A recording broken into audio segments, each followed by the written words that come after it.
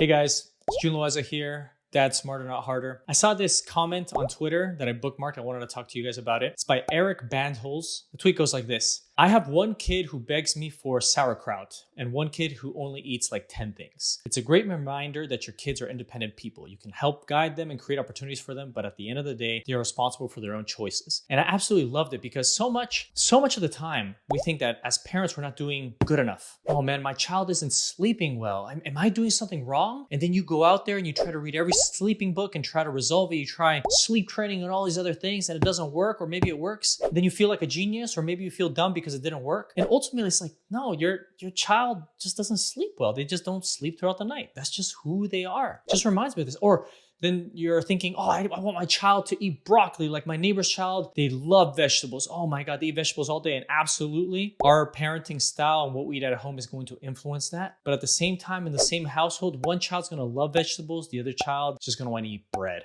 every single day, or is going to be super picky. And you know what? That's who the child is. That's who they are. I feel like more and more now, as I become more experienced as a father, my children are now 6 and almost 4, I can see the differences.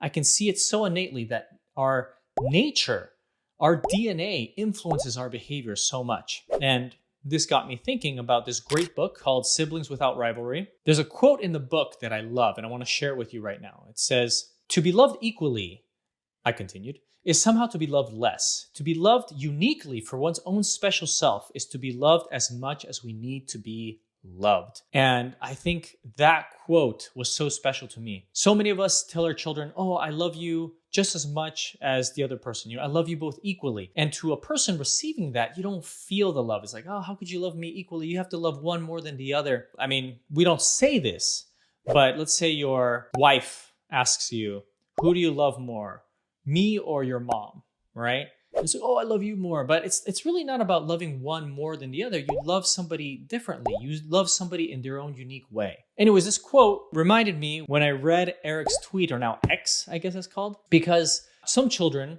are going to eat sauerkraut and they're going to eat their broccolis and vegetables and everything like that. And that makes them unique. You love them for that. And you know what? Your other child's going to be really picky. They're only going to want to eat 10 things or one thing or 5 things. They just love their staples. And you love them for that.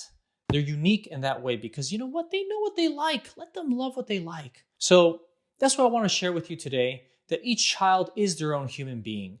Yes, of course, you are going to nurture them and influence them and help them grow and learn delayed gratification and learn agency, responsibility, all these things. You have to. But remember, the key thing here is to teach one child self-reliance or delayed gratification. You may do that really well with one child, and then you're going to have to teach the other child delayed gratification in a completely different manner because they learn differently. They're a different person. This happened to myself and my younger brother at home with our parents. Our parents taught us in the same way, but my brother and I, we received it in different ways.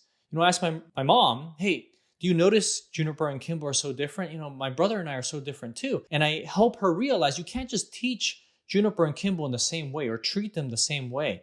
They're each their own person. You have to love them differently and for their own ways. Anyways, that's just a reminder. Your children, you're unique, they're special, and treat them that way. You as a parent, as you continue to grow and learn, you may read a book and you may think, oh, wow, I finally learned how to teach them to sleep through the night. Well, you know what? Your second child is going to need something completely different. Anyways, thanks for hanging out here. I'll catch you on the next one.